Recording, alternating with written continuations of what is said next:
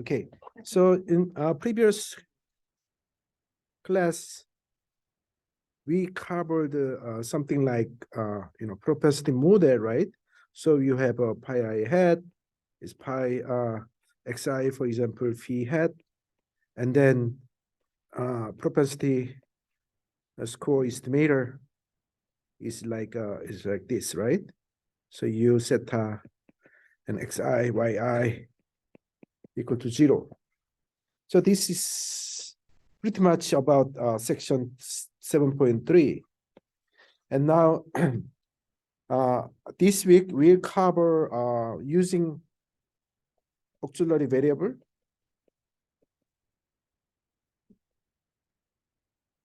x, right? So we're gonna use x, how to incorporate auxiliary variable x to this estimation problem. And two reasons. One is to improve the efficiency. So improving efficiency means variance, reduce variance. Okay. So another reason is to reduce the bias or robust, achieve robustness. So that is actually bias decrease. So two different reasons. And so today this section 7.4, today we'll be mostly talking about this improving efficiency. And this Thursday, so next class, it will be more about how to use X to achieve robustness. So that will be the big picture of the class this week. Okay, so here's a motivation. So we want to improve the efficiency of the PS estimator by incorporating the auxiliary variable X, which is observed throughout the sample. So then we have a partial information, right? So we have a partial information X. And so then it makes sense to use. So one way is to use this kind of a class. But that is interesting because if you take the expectation of with respect to delta, so if you take the expectation of this one, delta, then roughly this is cancels, right? I mean, not exactly, but roughly speaking, if you take the expectation with respect to delta, cancels. So then B cancels, right? So B is kind of a redundant. So that means you get that is, notice that the solution is consistent regardless of the choice of B, because B cancels. So that becomes a class. So that means you can change B, right, and compute the different estimator, right? So then we can use a subscript B. So we can use a subscript B to emphasize that its dependency on the B function, right? And then natural question is, which is the best choice of B, right? What is the best choice of B in terms of the minimizing variance? So that is a very nice problem, mathematical problem. So we want to find the optimal choice B star, which minimize the variance of this estimator, which is the solution to this estimating equation, class of estimating equation. Okay, so this is kind of a well-defined mathematical problem, statistical problem. So that is actually first investigated by the Robbins. So this is a highly cited paper. And so that is basically, their finding is that they found the lower bound of the asymptotic variance, and the asymptotic variance is kind of this form. So that is the highly cited result, and turns out, and then actually this is In survey sampling, this problem has been solved in the context of the special case.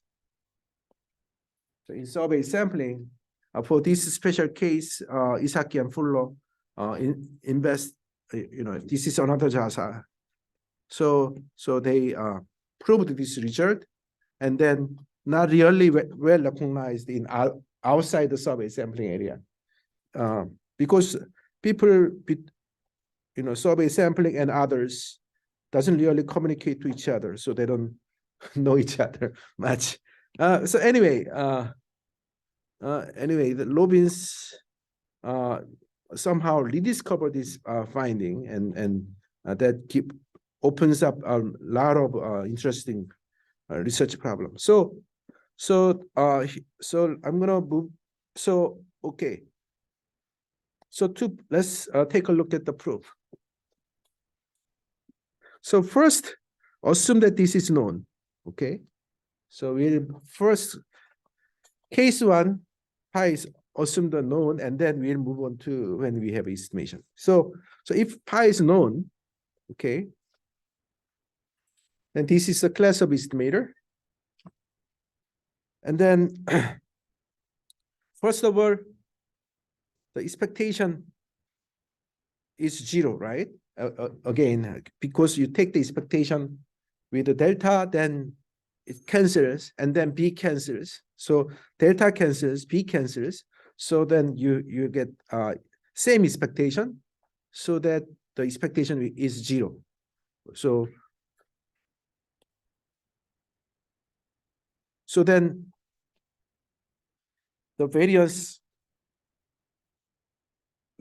will be a sandwich. So then that means you have the same, so if you think about the sandwich formula, the bread part and ham part, right? So the bread part are equal. So it doesn't really depends on B. But the ham part, the inside, is function of B. Okay, so you have a sandwich formula. And so that means what? We have only to investigate, compare the ham part, right? Because the bread part are equal. So it doesn't really depends. So there's no dependency on B here, right? But dependence on B only occurs in the middle. Okay. And so then the usual technique is to think about what would be the best. So usual technique is have some intuition. Okay, have some intuition and make a conjecture on what is the best B, and then show that, right? So that is what is going on here. So I don't know how much intuition you guys have, but if you have a good intuition, then the answer will be conditional expectation. Okay, it kind of makes sense, right? You have a, what is the best, right? Best function that should be some kind of regression projection, right? So okay, so the idea is let's use B star as a conditional expectation and see. Whoops. What happened? Okay, sorry about that. And see whether we can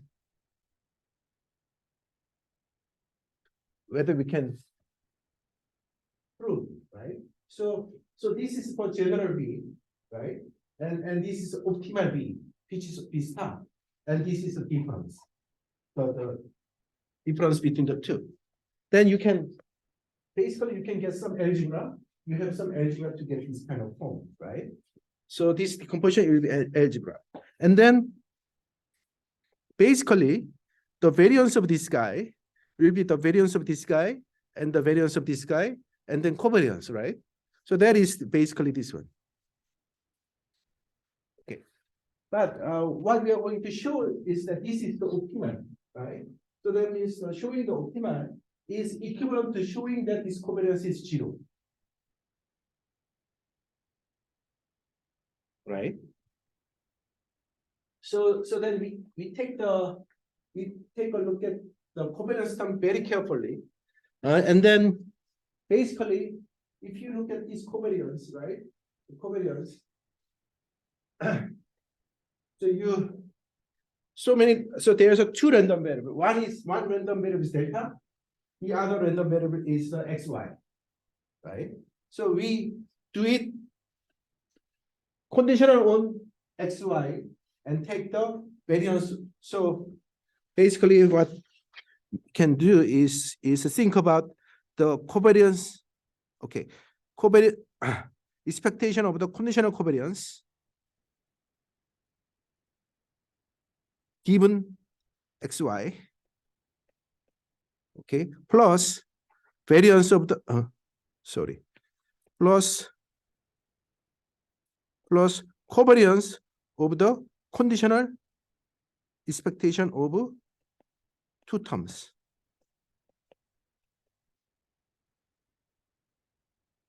Right? Because you have two phase set up, xy and delta. So basically if you conditional on, then the only randomness here inside is random variable is inside is delta.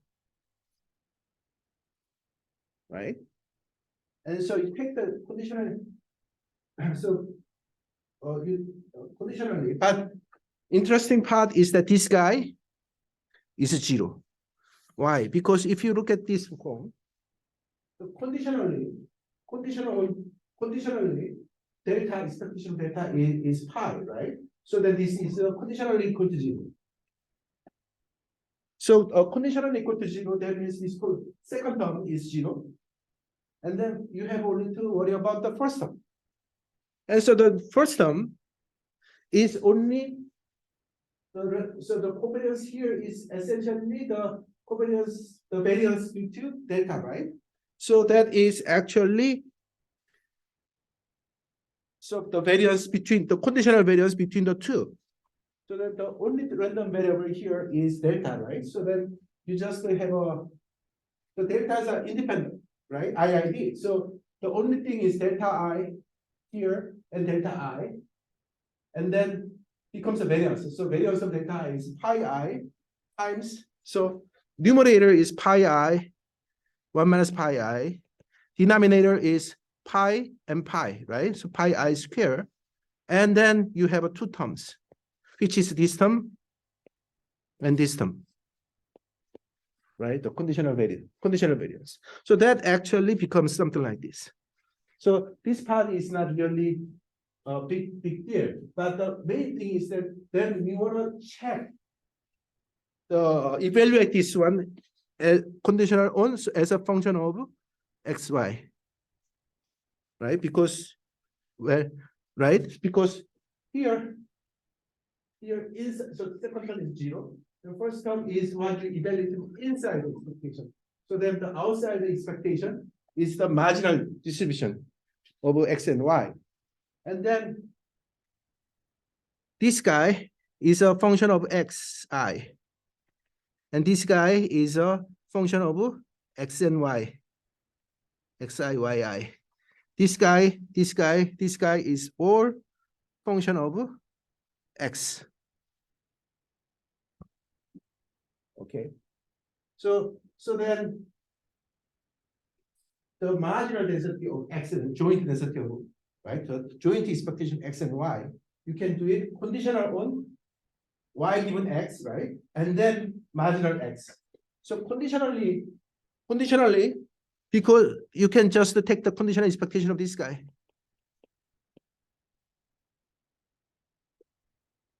You see what I'm saying?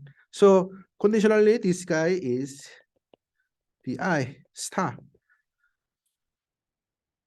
Because we conjecture, right? We conjecture that we use the conditional expectation of ui given xi as vi star, right?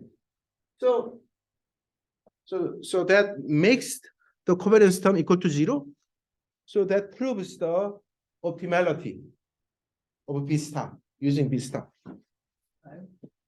Yeah. Why it is enough to ensure the covariance? Because we have various of B star Without, I'm sorry. Okay. so why don't we have to look at the variance term only? Why it is sufficient to ensure covariance zero is possible? Okay. I see. Yeah. So that's good question. So you so Paul, the question is why this is equivalent to showing this is zero, right? So then, so that's actually non-trivial. So non-trivial question. So this part is easy, right? This part is easy. If this is zero, then we can show this, right? This part is more difficult. You can construct the technique. Do you remember the technique? Something like theta star, theta head minus covariance, theta head D, variance D, inverse D head, D, and where the expectation of D is zero. So if you construct this way, you can always reduce the value. This is always smaller variance than this. But this one is equivalent. But if this is so then when we have two variance equal, then we have this covariance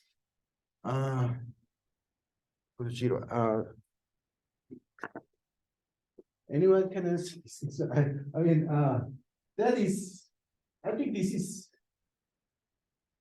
property. So it's a you can only if, but I cannot really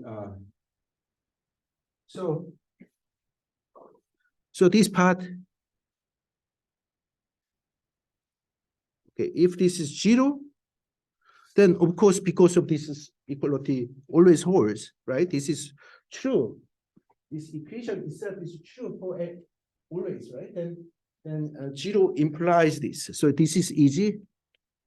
I can say that this is easy. This is a little bit more difficult, but that is true. It's not really.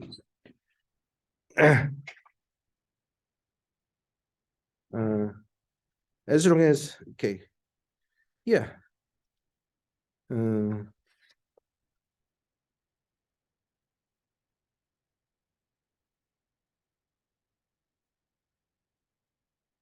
So D is actually difference between the two, right? So something the covariance can be sometimes very good. So if it is not zero, we don't know whether this variance will be better than this. So That is for anything. And that is for anything. I think the statement is for anything. If variance of Right. UV larger than UV star, then the covariance between UV star and the difference. so this is a difference basically, right? Yeah. And so I think it can be the covariance right as an expectation. So it's basically expectation of the one function has another function. Always smaller than zero. Yeah. And then use the Mayer theory. I think they are focusing on Mayer theory, say that for any function, if the expectation is some kind of inequality, the one function should be there. Yeah. So yeah. So okay. We have a long way to go today, but so we have two estimator. So basically, we have a two estimator. This is right. For any unbiased estimator of zeta. This is actually, so you can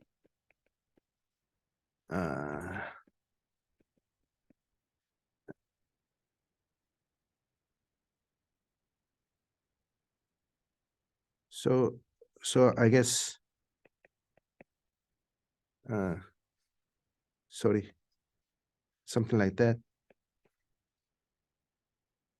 Yeah.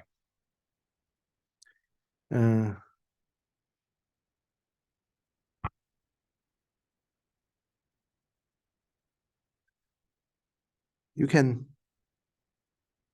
So we can actually construct, right? So that's my point. So if you can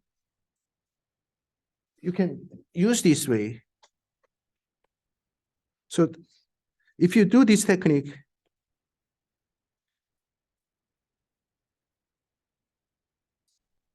right? If you do this technique, this is better. This is better than this one, which is impossible, right? Because by definition, this is best. So that means the covariance has to be zero. Okay. So that is the point. Anyway, I think we covered this all before, but so that basically proves this.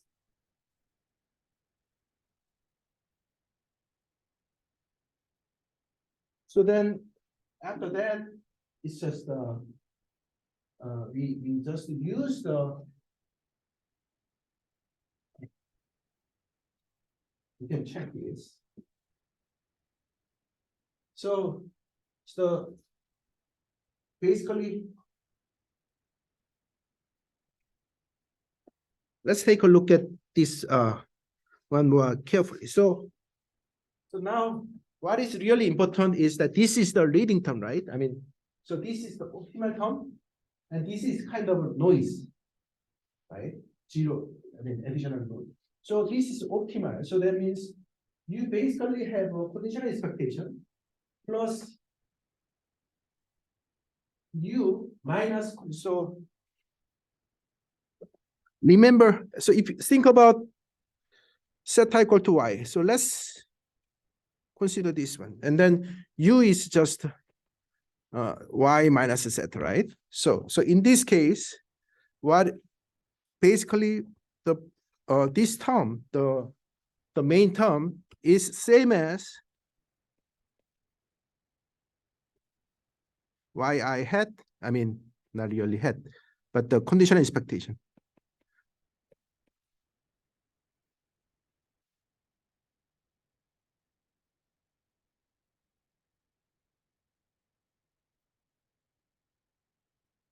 Right?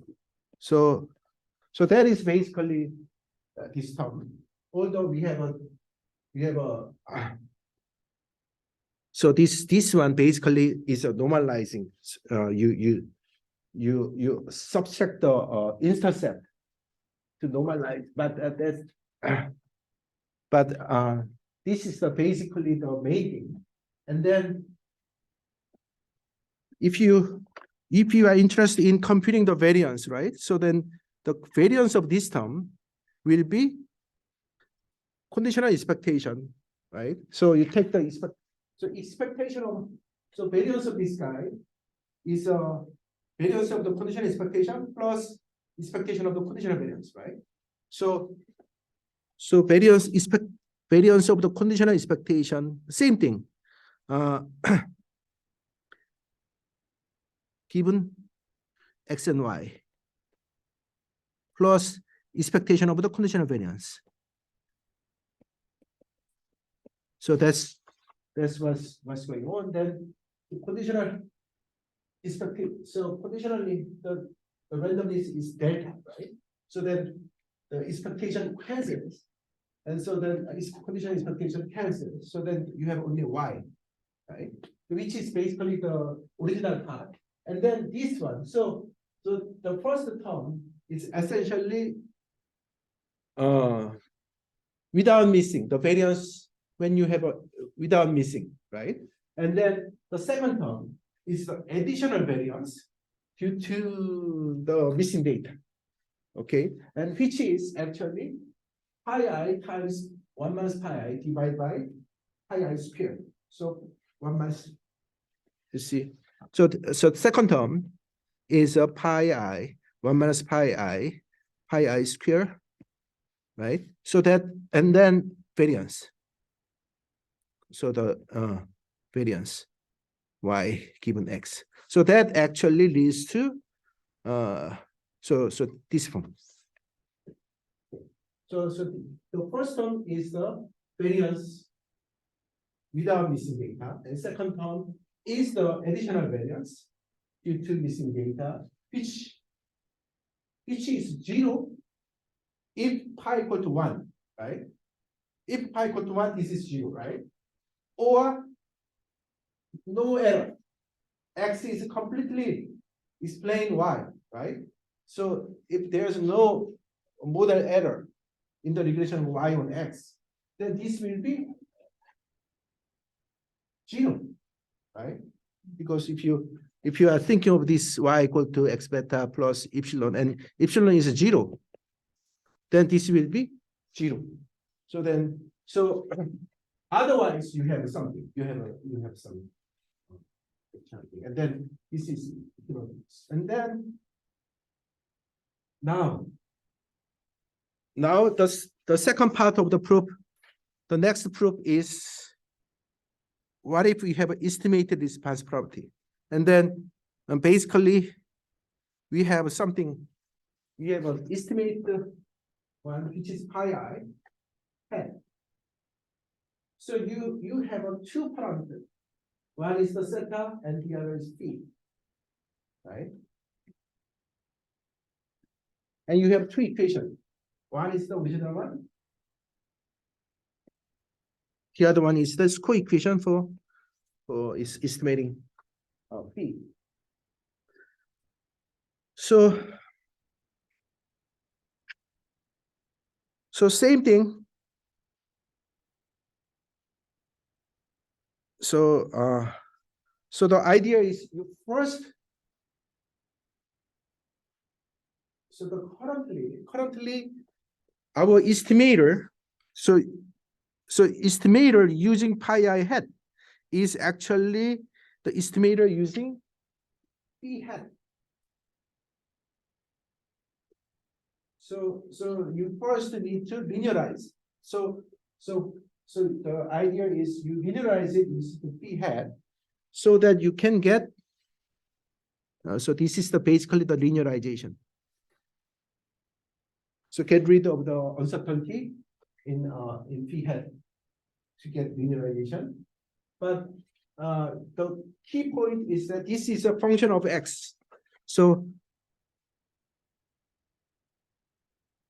okay. So u, okay. Remember what is u2?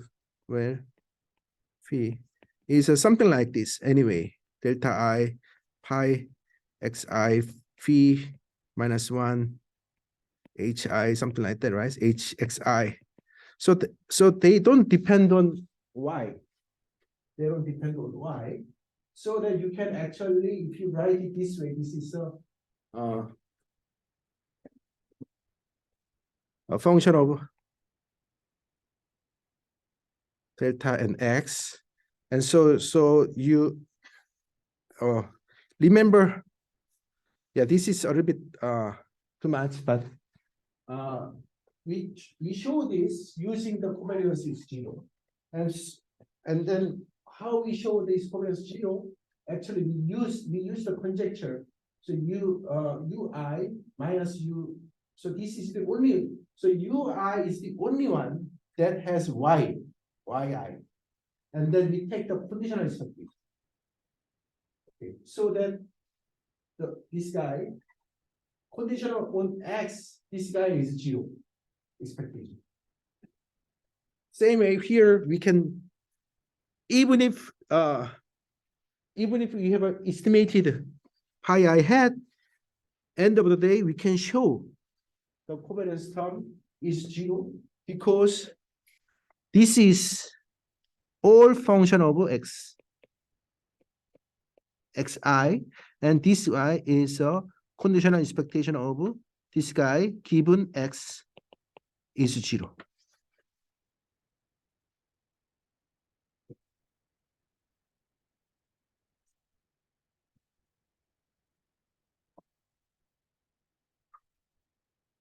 Well, so that is the quite famous result. And then I'm going to use example to explain the concept. So if you are interested in estimating the mean under the regression model, then the optimal estimator is essentially under this form. So you can basically use this one. So the question is, under this model, right? What is the conditional expectation of y given x? So that is the x beta. So the problem leads to estimating beta hat. So this is the but if you take the, so you can write it, and then if you take the, so the partial derivative, if you write it this way, and then partial derivative of this guy is actually this form, which is 0. So that means actually beta hat does not really contribute to the asymptotic variance because this is 0.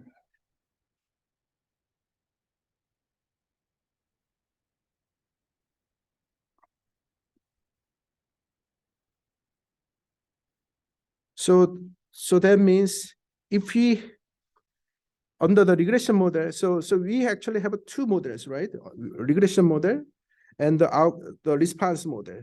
And if two models are true, then parameter estimation, how to estimate the parameter does not really make any big difference to the asymptotic variance. That is the one result. But there's a so in this example, so we developed the optimal estimator under the model. But if you are not going to use this model at all, so the outcome regression model is not assumed, then how to estimate beta make a difference. So here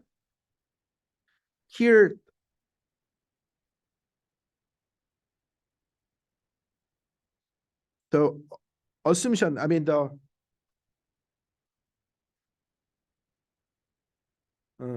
so here beta hat, I mean the message here is that the choice of beta hat does not make any difference. But turns out as long as the response model is true, so both models are true, no problem. But if we only assume one model and not necessarily the other model, then it makes a difference. So that this is now we want to so the problem is how to incorporate. So the problem is about optimal estimation with missing data. So the starting point of this observation is that we have two estimators. One is the two estimators for the sample mean of x. So you have this guy, and this is also another estimator, right? You use weight and construct. So these two estimators are estimating the same thing. So we have two estimators for one parameter. So that is actually very typical problem. You have some parameter and you have more information. Okay. So for example, sure. Yeah. Here or previous one? Oh, here? Yeah, so what's the conclusion here? It's the variance of theta hat B is larger than So you just have a similar statement of the optimality of the. Yeah, same has yeah. been with the ethnic with the ethnic pi, right? Right, right. Okay. Okay, but here, what condition do we need to have? We need to have, so we need to have missing at random, right? Missing at random, right? Okay, because the propensity score cannot be dependent on y. Right. If it depends on y, this property may not apply. That's true, right? Okay. And do we have another result say that the variance of theta hat with the estimated pi is smaller than the variance of the theta hat with the true pi?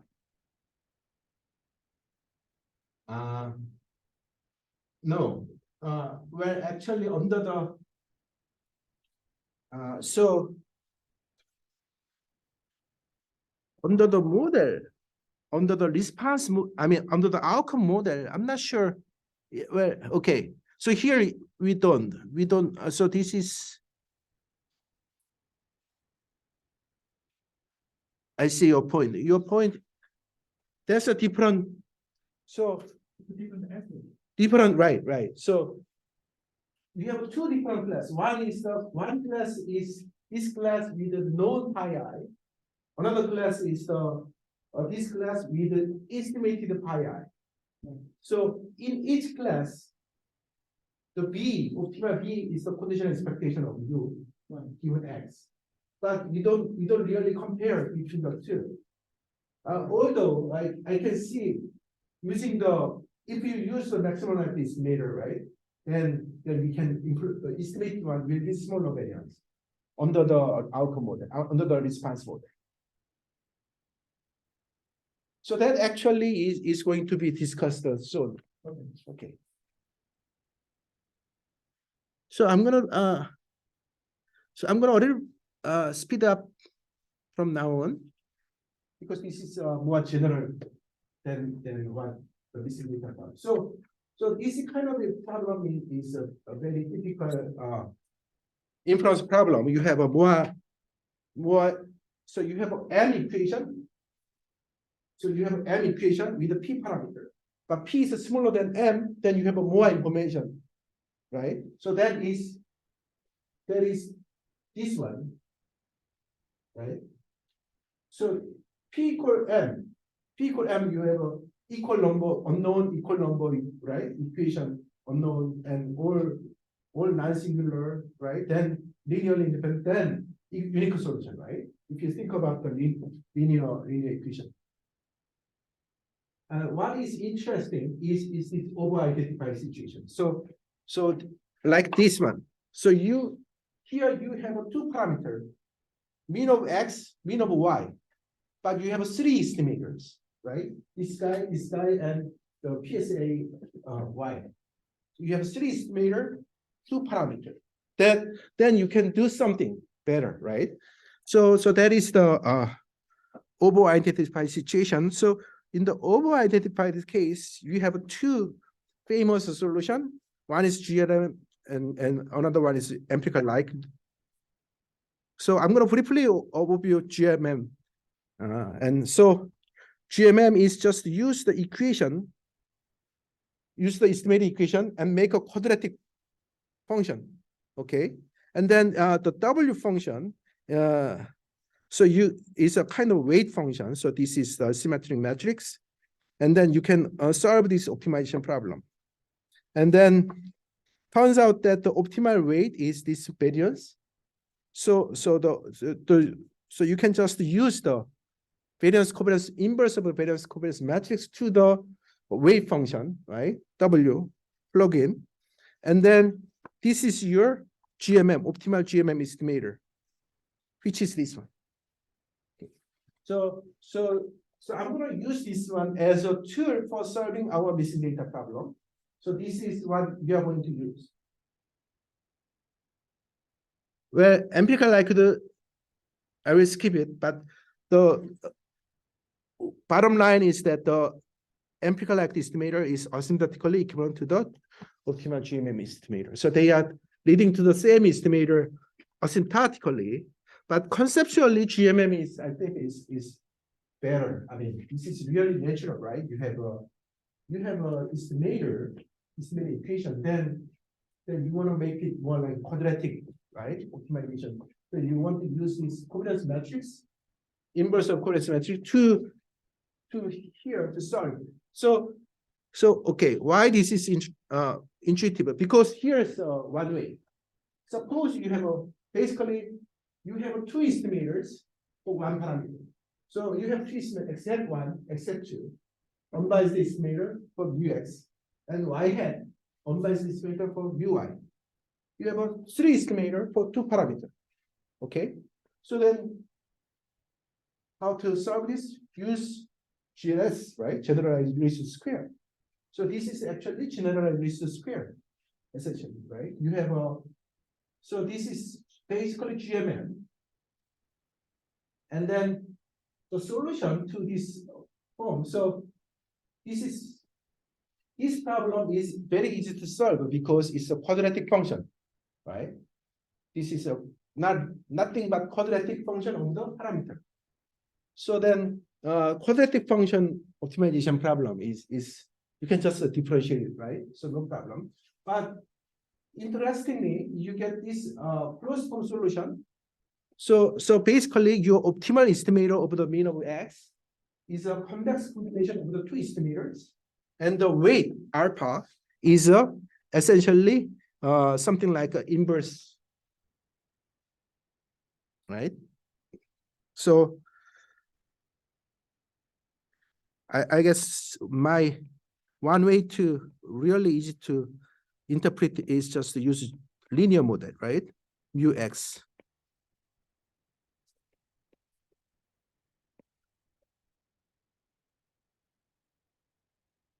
Variance sigma 1, sigma 1, 2, sigma 1, 2, sigma 2, 2. So then what is the best linear GLS estimator? GLS x prime v inverse x inverse x prime v inverse y, right?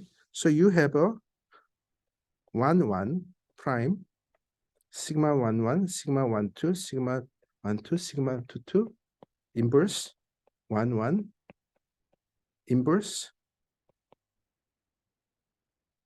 1, 1 prime sigma 1, 1 sigma 1, 2 sigma 1, 2 sigma 2, 2 inverse you have x hat 1 x hat 2. So we know this, right? 5, 11 or this is pretty much linear model. But my point is that you can reframe your problem, right, as a linear model problem, right? So this is a linear model expression of your problem. This is your solution. Because you know the solution already, right? You know the solution of the linear problem already. So all you have to do is to translate your original problem into the 511 problem. Then once you translated your original problem to 511 problem, then you know the solution, right? You know the solution. So then you can just okay. So anyway, so that is the basically what's going on here. So end of the day, right? All of this is just a weight, right? Applied to these two estimators. And the form of the weight is this form. Okay, so well you can think about that, and here's another actually. So this is what I like to emphasize. So if I ask you to solve this problem, is it really easy to solve by hand? You have to, so 3 by 3 matrix, right? You are kind of wondering how to really solve, right? Without looking at the textbook. And I have a very interesting idea. So my idea is you can view this one as the core part of the normal density function. So what is the form of the normal density? Bivariate.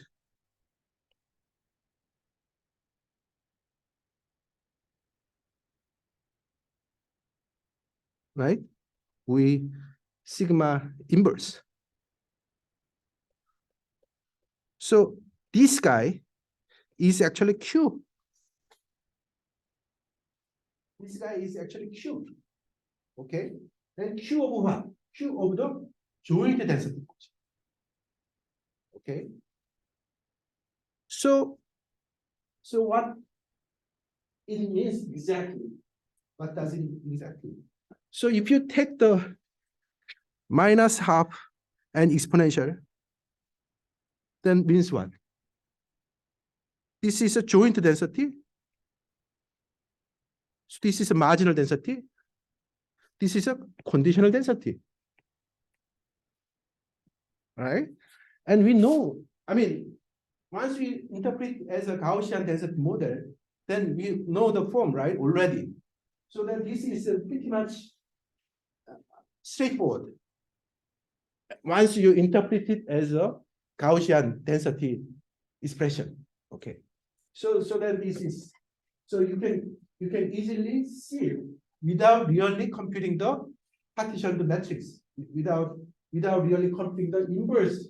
So originally you have to solve the inverse of a partitioned matrix, but this one is a kind of a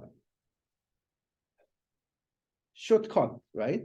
Shortcut to solving the original problem. So anyway, that I just want to give you a tip. Okay. So now I'm going to move on to our original problem. So now we are now going to use this result. So use this result to our missing data problem.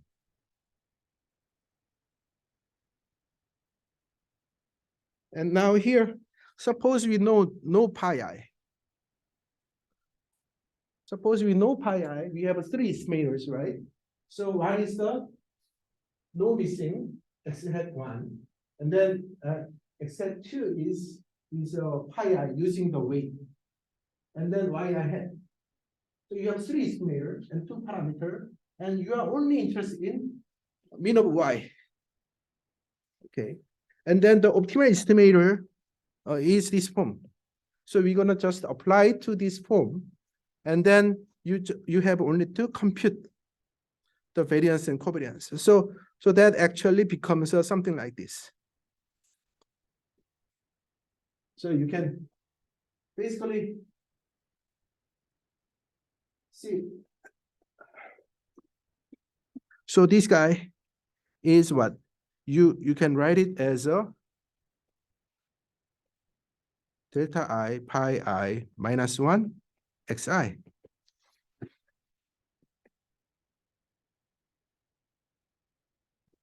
So the variance of this guy becomes just this. Because you right, you have a basic conditional variance. Okay. But the problem is we don't know pi I, right? We only have a pi I hat. So if I know pi I, which like in survey sampling, right? So in survey sampling, this is our answer. That's it. Because we know pi I. But in the missing data, this is not the final answer. This is just a intermediate answer, is because we don't know pi I. So that's not true. So we need to go think about further, right? Think of one more step further, which is solving this problem. PS. So PS means using a model and plug in P hat, right? Well, then it's a little bit tricky, right? Because if you know pi I, see, if you know pi I, the variance covariance matrix is a little bit relatively easy because delta I is Bernoulli pi I, right? So everything is very straightforward. But now this is a little bit tricky because you have a pi hat. Then should I do all the Taylor expansion? All this, right? So that's it's a little bit tricky. So this is the somewhat cumbersome. So then, but we have a good news. The good news is that instead of solving this problem, you can actually add one more.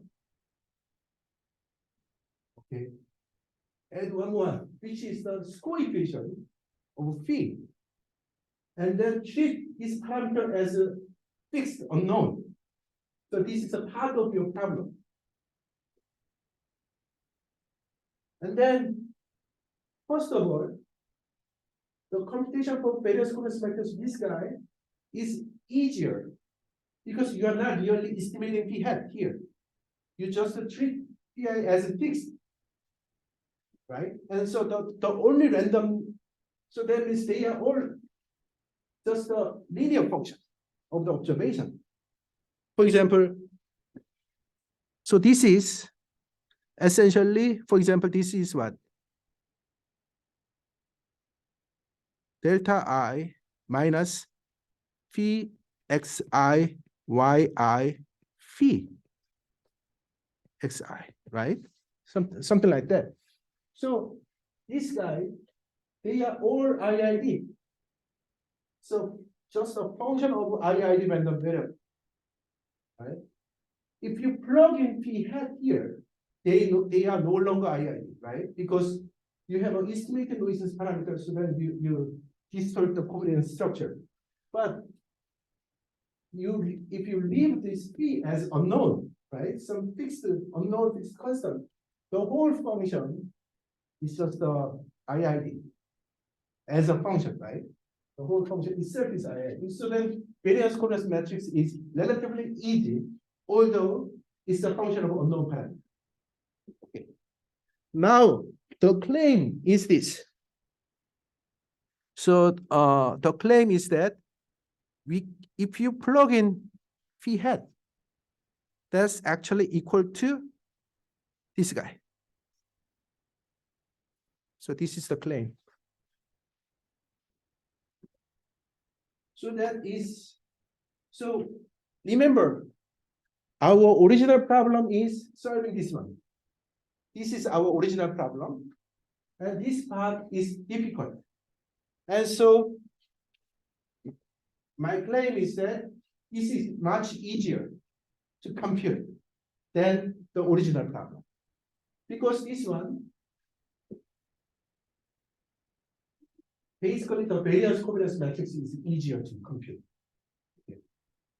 As I told you, right? They are all IID and the measure. This is just a special property for this example, right? Huh? This is just a special property for this example that you have X bar and Y bar. Yeah, right. I use this one as a motivating. But is this a general property? Yeah, generally. I mean, so we don't have a model for Y, okay? But we want to incorporate X information to the final estimation. Right, but I say this is just calculate the mean of Y. We know Y, right? Yeah, but what if we calculate other parameters? What if this also? Yeah, so still you can apply. Basically, you have a suppose you have a estimating. So you have a estimating. So actually, this is a general formulation.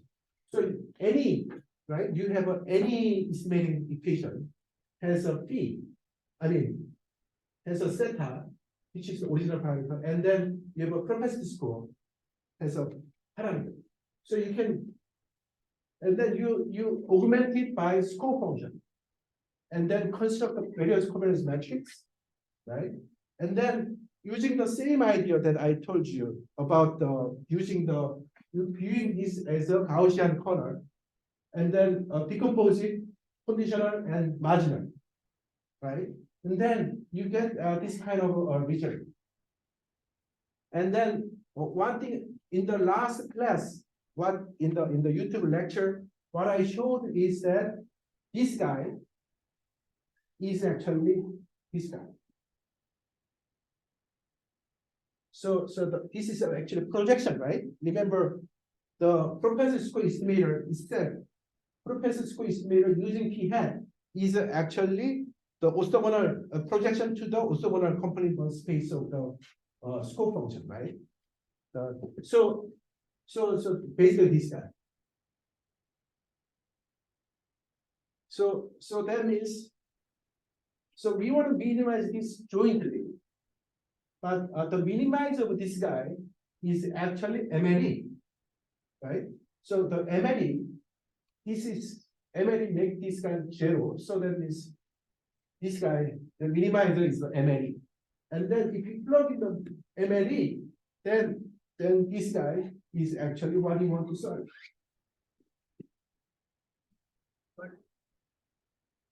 When you are trying to implement P, you also have to take into account the Q1 also, like Q1 of theta given I. No. Because that's also a function. No, actually, that's good question, very good question. So for estimating P, this is enough. You are not really using set at all.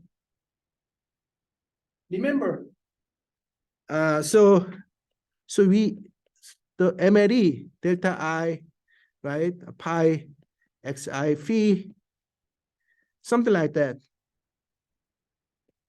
If we have logistic regression, so this is just the identified situation. We have a same number of equation and the same number of parameters. So this one uniquely compute phi hat. So even if you maximize this with respect to p, minimize with respect to p, because of the dimension, so the minimum, so minimize of this guy is of course is equal to the minimize of this guy with respect to p, and then minimize of this guy with respect to theta given p hat.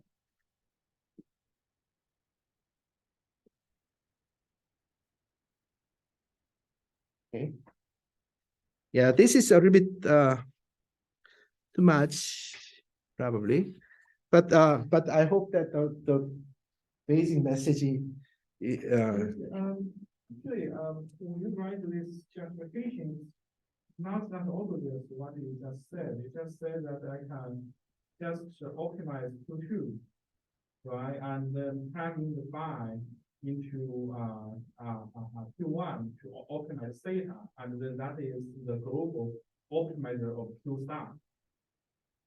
Right? It's kind of right. That because phi is in both Q2 and Q1, so it's kind of yeah. Actually, that's a good point. Actually, this is so we should use the fact that this is all non-negative, and the minimum is 0. So the minimum is 0. So you, but the minimum is 0 on the population level, right? Because this is on the sample level. On the sample level, the minimum is also 0. So this is actually estimator, right? I mean, you have an estimator.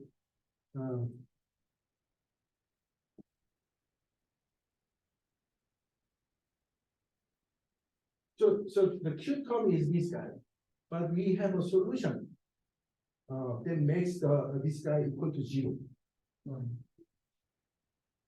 So the minimizer of this guy is at phi hat, which makes the S phi hat equal to 0.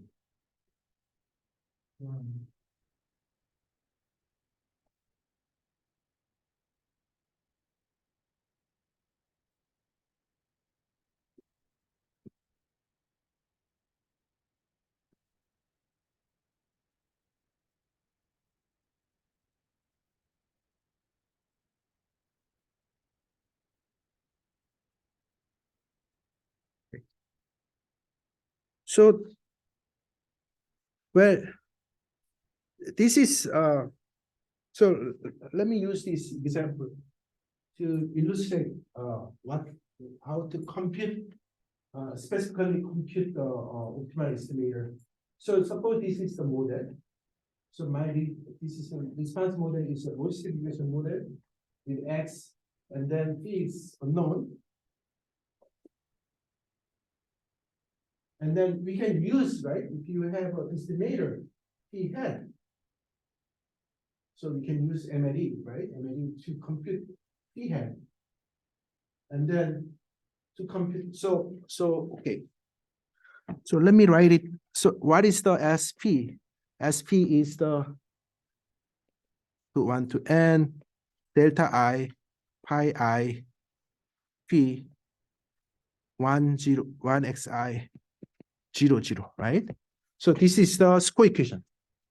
So score equation for P, then you solve this to compute P hat. And then so compute P hat, then you can compute pi I hat. And this pi I hat will be used as a weight. Okay? Weight.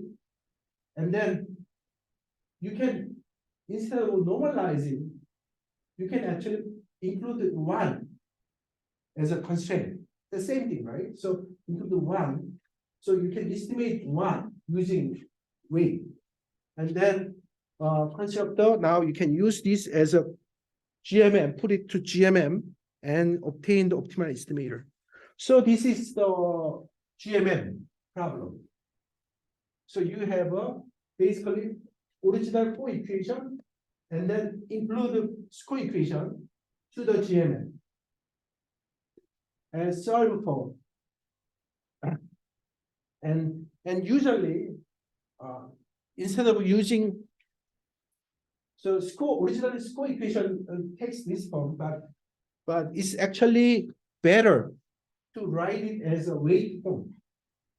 Okay, use this. So same expression, but this is later we will see that this is the easier form to use than original form. And then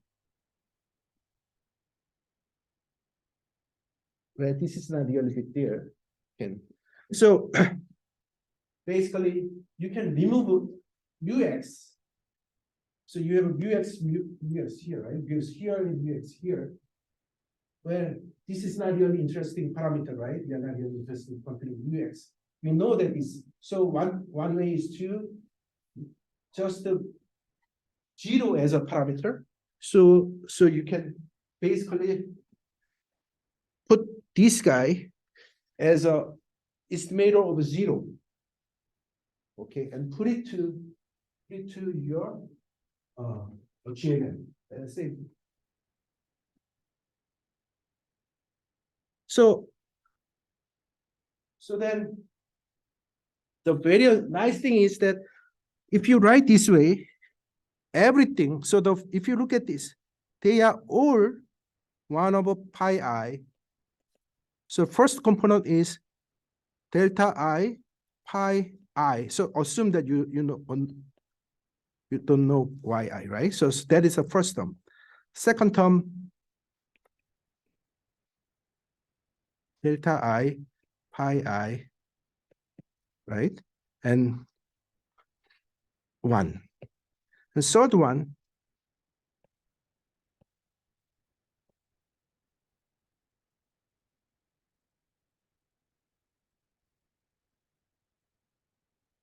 right? Fourth one,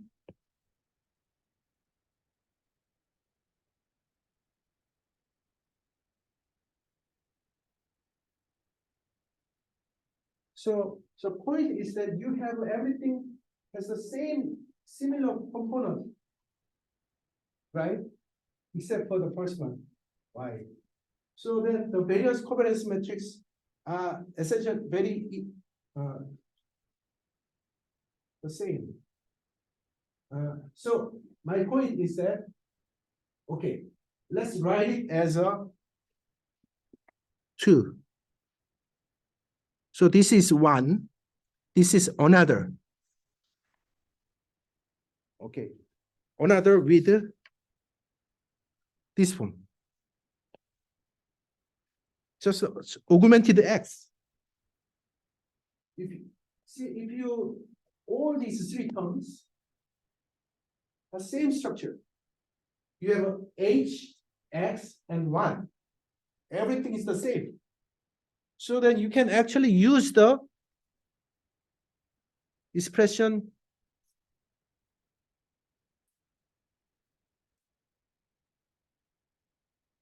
original problem.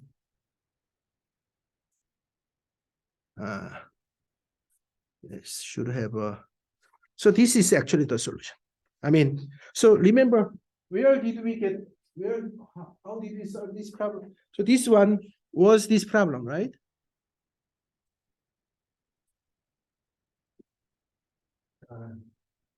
Right. For reading time. Huh? Can you move that? Okay. Yeah, the previous one, the previous one. Yeah, so that is written for a fixed time, so for no time. Right. So, so if you estimate pi, it's still the same. Right. So that's actually right. I was so basically we have an estimate pi, but it's the same as just including s. So including h and augment your covariance. So this is your optimal estimator with the 1, x, and h.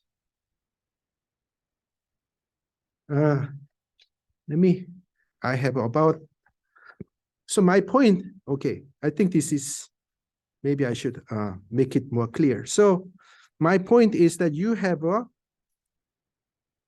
3 estimator.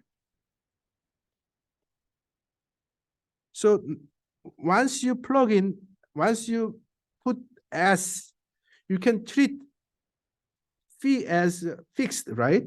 Phi as fixed, so that means you can just treat pi as I as if known.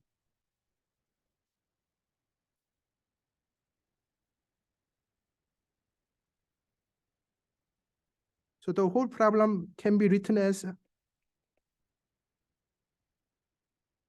so where this x is augmented x, you have a, this x is actually including 1 xi and hi. And then you have a variance covariance matrix, and same thing here.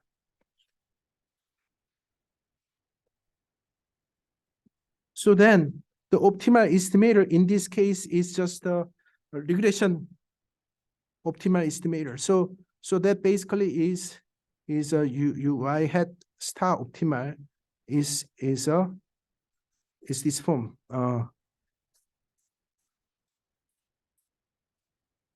This form. So that is basically 1 over n delta I, sorry, yi plus the whole original one. So let's write it as a xi star. So xi star minus 1 over n delta I pi I xi star prime b, the augmented one. I mean the b hat, where b hat is nothing but pi I 1 minus pi I square xi star prime. Inverse, the same thing, covariance. Pi I 1 minus pi I square xi star yi. So that leads to this one. So this is basically the, so basically variance covariance matrix and covariance. And then you have just a control minus the I.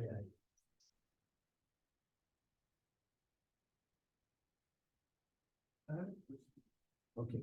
So is it possible to, I mean, is there anything like doing iterative estimation, for example, fixing five, and then for that value of five, we estimate other parameters, and then we, so there was one optimization problem which is in slide 26.